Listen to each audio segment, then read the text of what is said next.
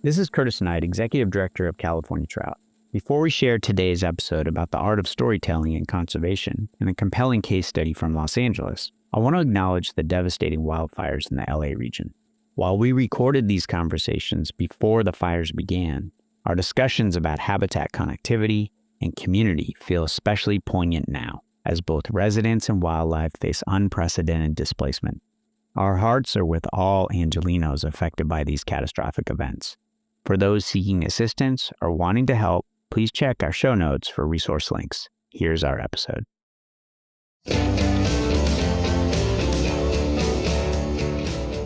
On this episode, we'll be talking with Beth Pratt, a conservation leader, author, wildlife advocate, and California Executive Director for the National Wildlife Federation. She's worked in environmental leadership roles for over 25 years. She also played a big role in the Wallis Annenberg Crossing down in Southern California, and I want to hear more about that. Also joining us on this episode is Ben Goldfarb. He's the author of Eager, The Surprising Secret Lives of Beavers and Why They Matter, and Crossings, How Road Ecology is Shaping the Future of Our Planet, and it got us thinking about how much our infrastructure impacts animals and their environment. So I'm excited to jump in, talk about animal crossings, terrestrial and aquatic migrations, and how important it is for animals to be able to move through their environments. Let's get into it.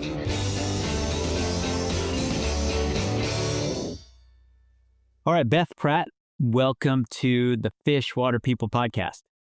Thanks for having me, Curtis. Really enjoyed being here to talk some fish connectivity.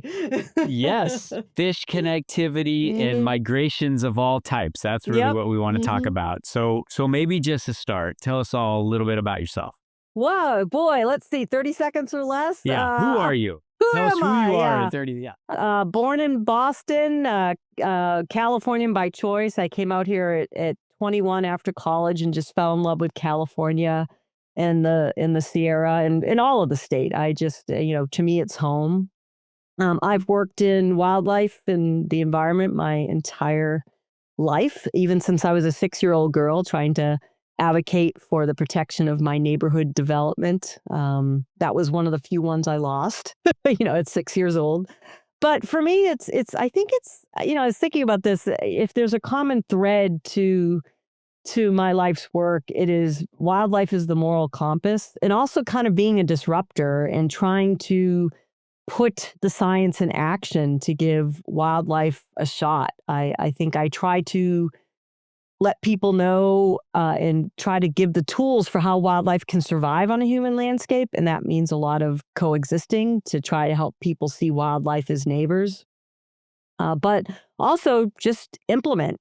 For me, building the Wallis Annenberg Wildlife Crossing with the partners was quite an exciting way to show a commitment to wildlife and show that we can coexist on these landscapes. So I'd say that's a common thread. Although, Curtis, I'll tell you, the city thing's kind of new to me. I live in the middle of nowhere, population 300 Mid-Pines outside Yosemite National Park. Most of my career was spent in national parks like Yosemite. I worked in Yellowstone. So if you had told me, 14 years ago, I'd be working to build the largest, urban wildlife crossing in the world to help a LA population of cougars, the cat kind, I would have been like, what? There's wildlife in LA? But yeah, it's quite a shift for me. Right. Well, I think when you first came across our radar, we thought you were the city wildlife person. That's what's one of the many things you're known for. Now that I've done some research on you, but maybe just talk about this a little bit. That you said it, the world's largest wildlife crossing over, I think, one of the world's busiest freeways. Yeah, it's insane. And this was my journey too. When I first started on this project, it was 2012. And much like a lot of people had, at least in the LA area, P22 at the time was not the Brad Pitt of the cougar world. He hadn't gone A-lister yet, but he was a headline in the LA Times. And I read about it and was just like, there's no way that's true. There's no way a mountain lion's living down there.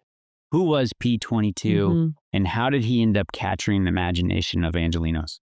He was an incredible cat. So he grew up in the Santa Monica Mountains. And for those who don't know the Santa Monica Mountains, it is west of LA. And it is surrounded by freeways, the 101 and the 405.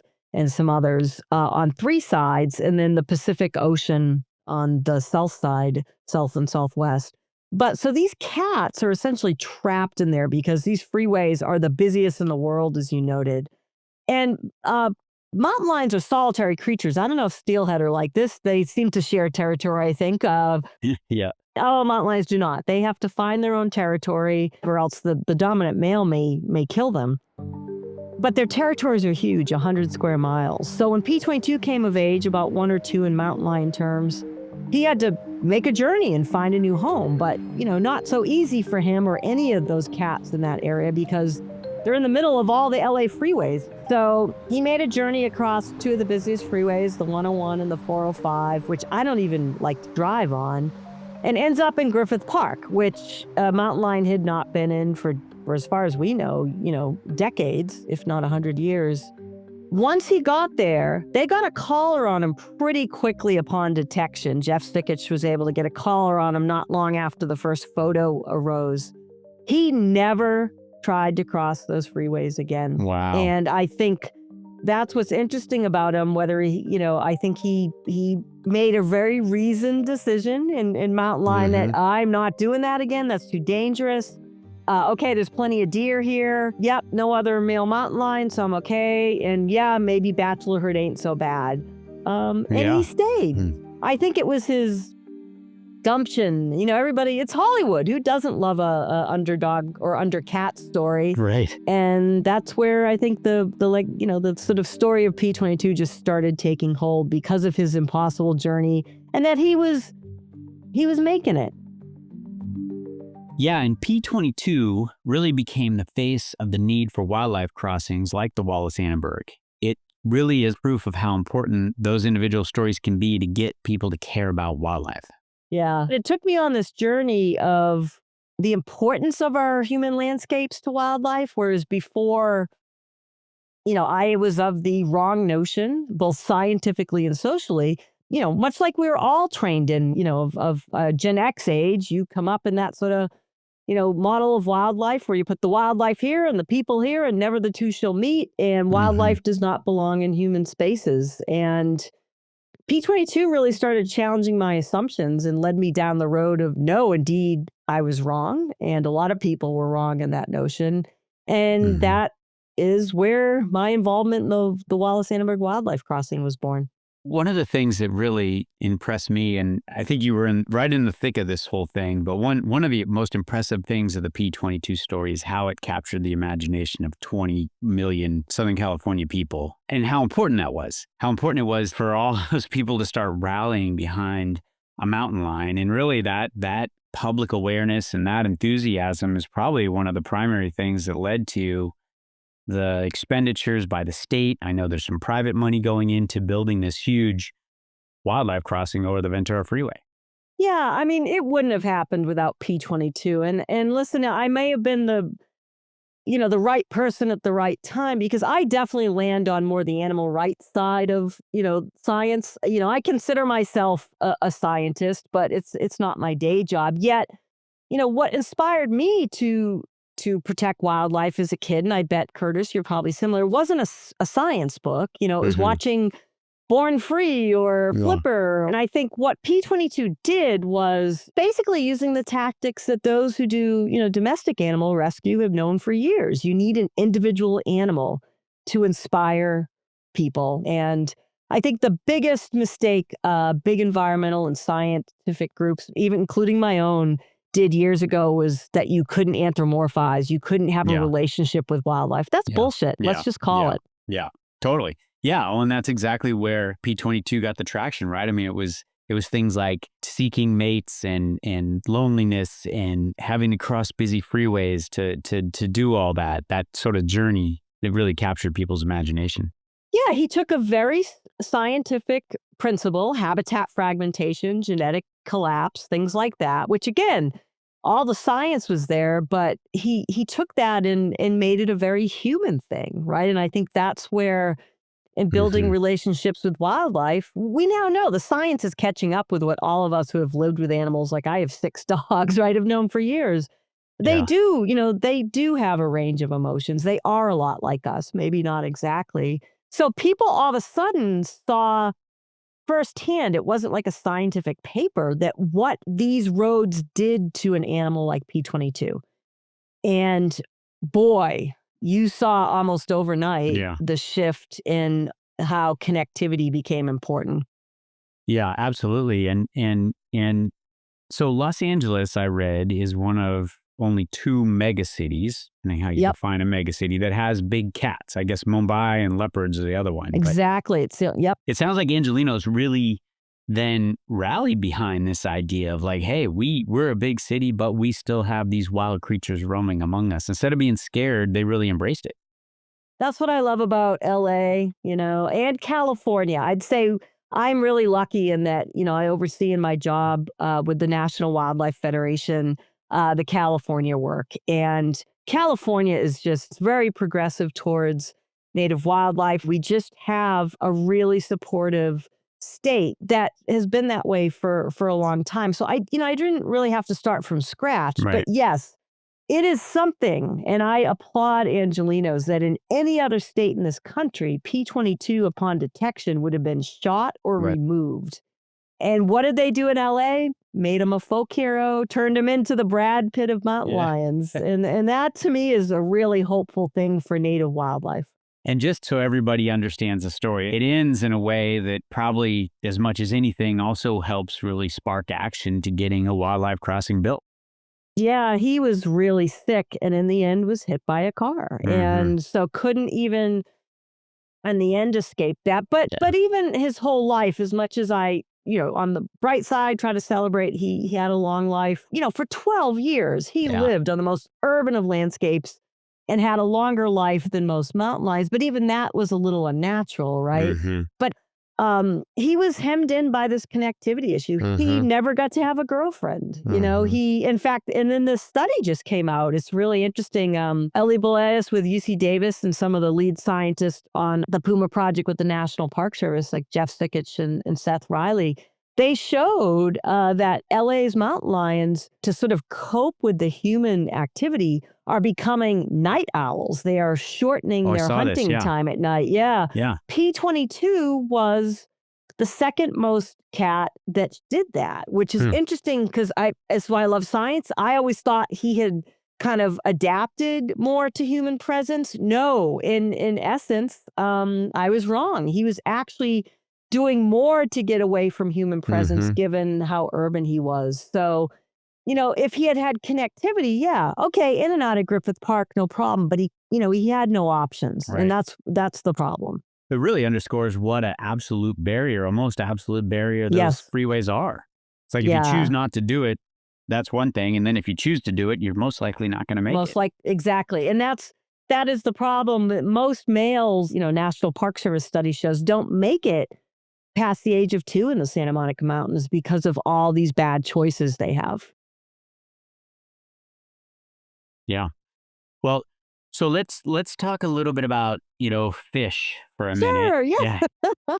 So my question to you is, Beth, we need our P22 for the southern steelhead Exactly. world. You do.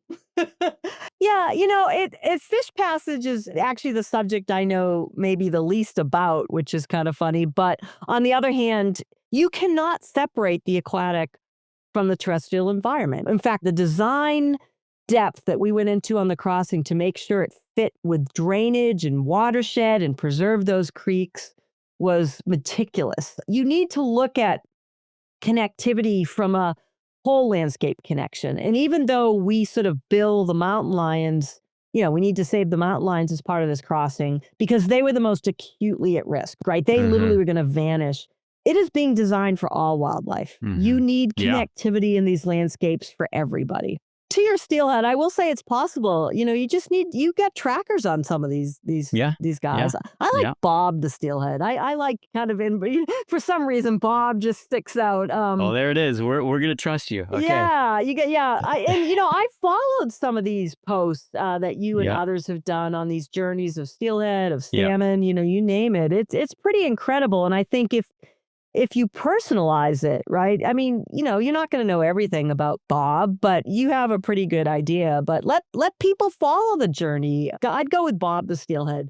Bob has some challenges that I think people can relate to, right? Yeah, that's right. The traffic and the Yep. barriers to migration and all Yeah. that Oh, kind of then the stuff. That's right. dating is tough, boy. The I mean, dating is tough. Yeah. oh, to get a date for a steelhead that is not fun. It's very tough. And you think Mhm. about it when you spend your adult life in the ocean, it's hard to beat people out in the big ocean and evade predators. And then you have this, and especially for Southern California, you run when the rivers run. So the Right. rivers come up, rain comes, that's your moment to go. So it's a fleeting moment in time that you have to have a fairly rapid romance. Yep, exactly.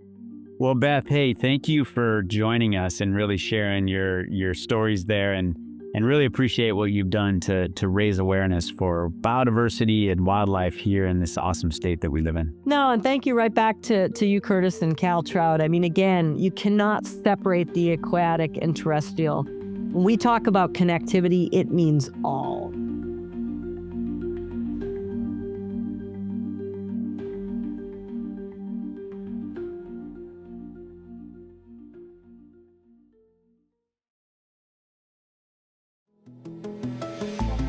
Whether you're new to California trout or you've been a member for decades, your support means so much to us. We're passionate about restoration, policy, and advocacy, and what drives all of that work is scientific monitoring. It's thanks to these efforts that we were able to track the historic first fish that swam past the footprints of the now removed Klamath dams. This monitoring work is vitally important because it helps us make informed decisions, but it's incredibly hard to fund.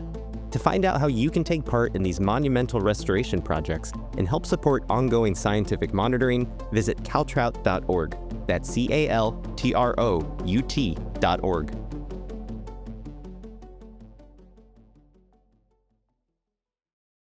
Ben Goldfarb, welcome to the Fish, Water, People podcast.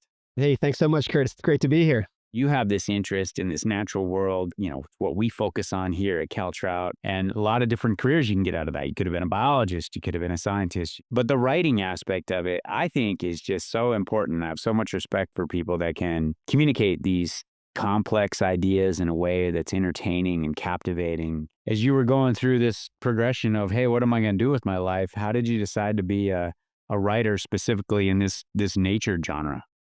Good question. I always loved nature, and I always loved writing. After college, I had a brief and kind of inglorious career as a field tech, working for the National Park Service, doing fisheries work, actually, urban forestry with the New York City Parks Department. I, tagged sea turtles in North Carolina, just trying to find my niche. And the whole time I was, writing articles and blog posts and exploring that side of ecology as well. And eventually I just came to enjoy that work the most. I mean, just, understanding my own aptitudes in a sense, right? And figure out where I fit in the ecosystem of people who care about fish, care about nature and wildlife.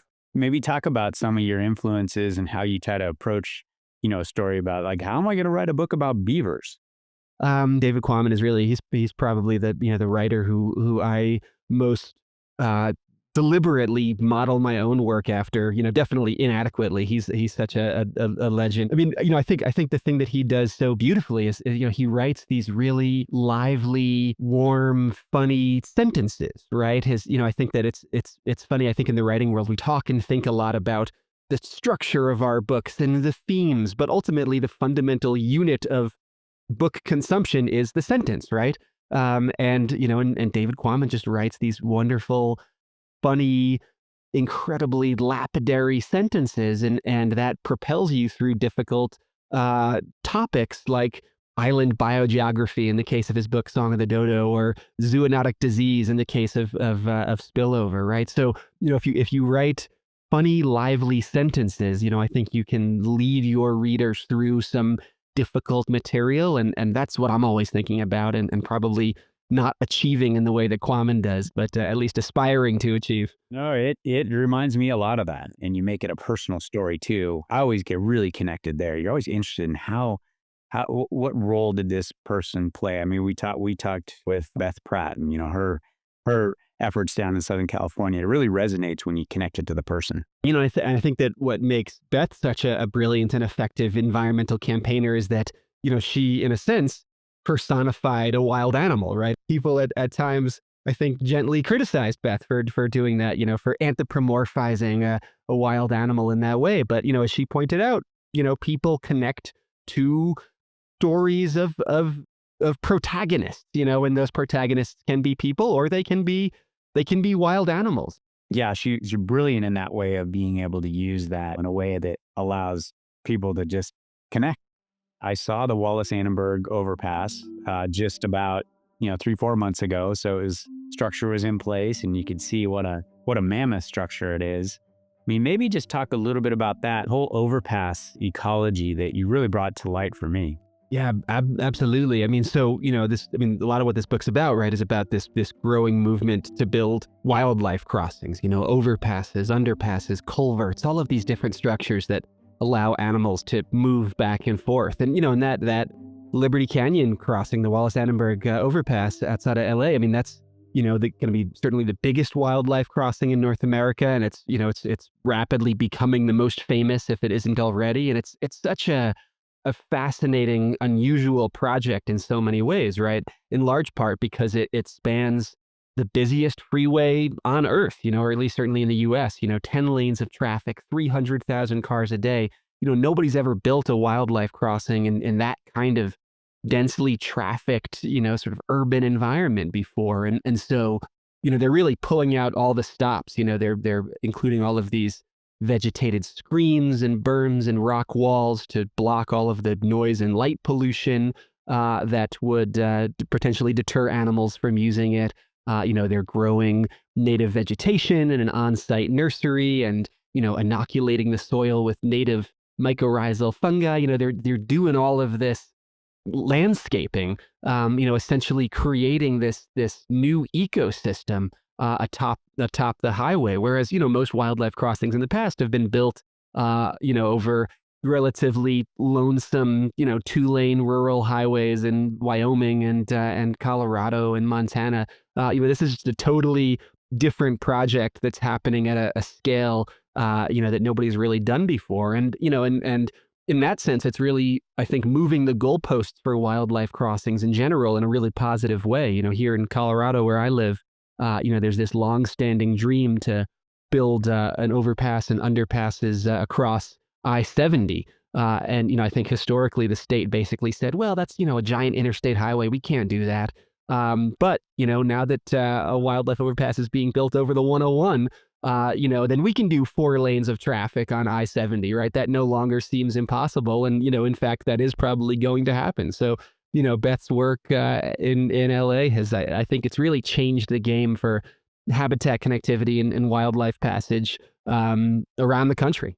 Yeah. No excuses now. When I think about the Wallis Annenberg overpass right there on the Ventura Freeway, right, that as a crow flies, that's not very far from Ringe Dam, where we have a project to remove Ringe Dam for migration of southern steelhead. It's the same exact issue. I mean, this thing has been in place for 100 years, and it's blocking some amazing habitat on Malibu Creek for this highly endangered fish that is right in the backyard of, the entire Southern California populace. So I think you're exactly right that, the challenge is much the same. I think that we think about roads and dams in very similar ways, right? They're kind of these features that have been on the landscape, our entire lives for many generations. We don't really think about them very much.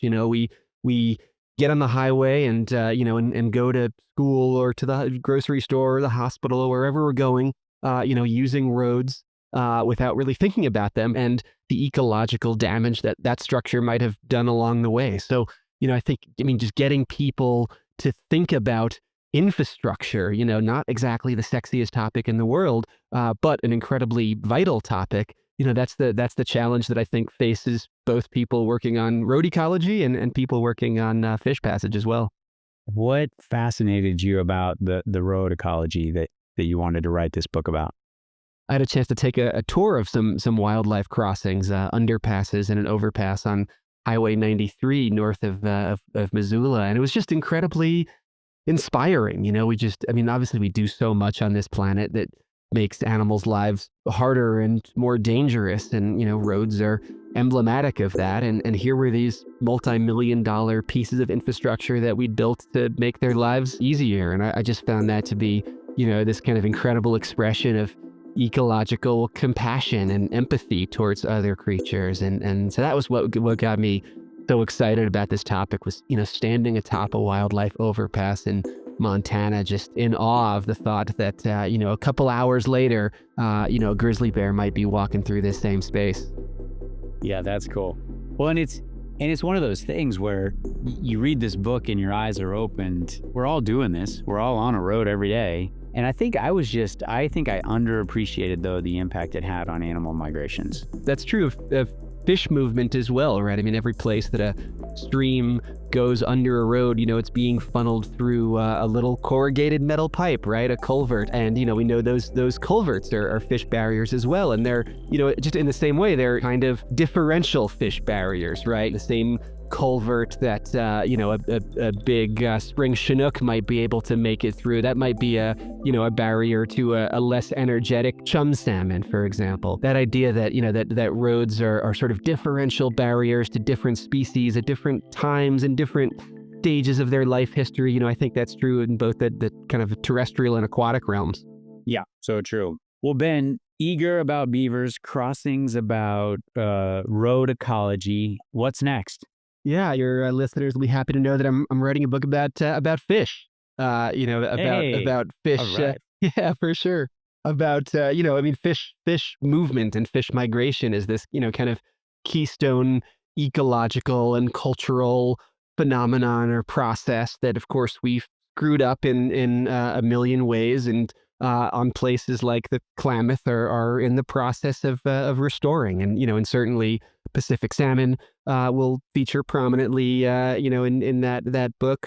So will sturgeon and whitefish and river herring and all kinds of other critters as well. Of course, salmon are the most famous migrators, I think, but really just the tip of the iceberg. When it comes to incredible marine and aquatic journeys that folks are trying to revive and protect. So, keep an eye out for that book in 2048. Yeah, that's right. Right. You don't want anybody asking, when's that going to be done? Right. I know you're a lamprey guy too, so I'll get some lamprey in there as well. Yeah, we got some lamprey fans on our staff. I know you too. do. I think you're bringing up a good point though about, everybody knows the story of the salmon, but lamprey are a great example in the Klamath. I think the tribal communities especially talk a lot about the importance of lamprey and Yulcon and all these different species that you don't see. People don't see them. People don't know about them. So yeah, I appreciate that you're going to be highlighting some of the lesser known migrators.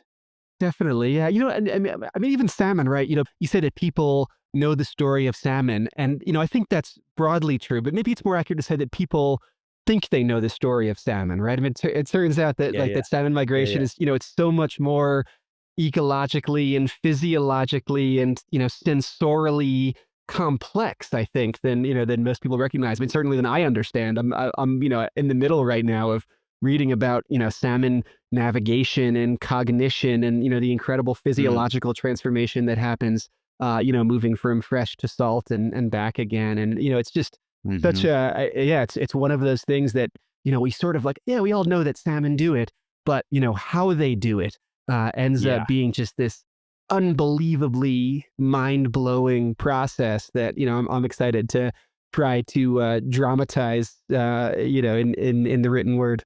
Salmon, yes, they're endangered, of course, by all kinds of forces, but they're also incredibly resilient and adaptive and so good at kind of taking advantage of the opportunities we give them. And I find that incredibly exciting. Yeah, I mean, there's a ton of magic in there. We're here in California doing salmon and steelhead and trout restoration and things like that. And boy, they are not little hothouse flowers. Yeah. That's it. Everybody, the fact that they're still here, the fact that there's southern steelhead, they were even talking about southern steelhead migrating through, the Southern California and heavily populated areas, or that, you think about the Sacramento Valley and that their fish are still there. Now they're not doing good, and they definitely have their impacts, and we're concerned about extinction, and some runs have been extirpated like that, but really speaks to their resiliency, that they're still making it work here in the southern extent of their range in California. Yeah, absolutely. That's cool. They are not little hothouse flowers. I'm gonna quote you in the book. I love that. I love that line. That's a term from my grandma. Yeah, she would always. Yeah, when we go visit her in Cape Cod in Massachusetts, and she'd whack us out of bed in the mornings and say, "Hey, you got to go jump in the pond because I don't want my grandkids being hothouse flowers." Yeah, grandma gets the quote. All right, right on. Curtis's grandma. I'll get that in there. Well, hey, thanks for joining the podcast, man. Yeah, for sure, and thanks for all the awesome questions and kind of conversational threads. That was rad.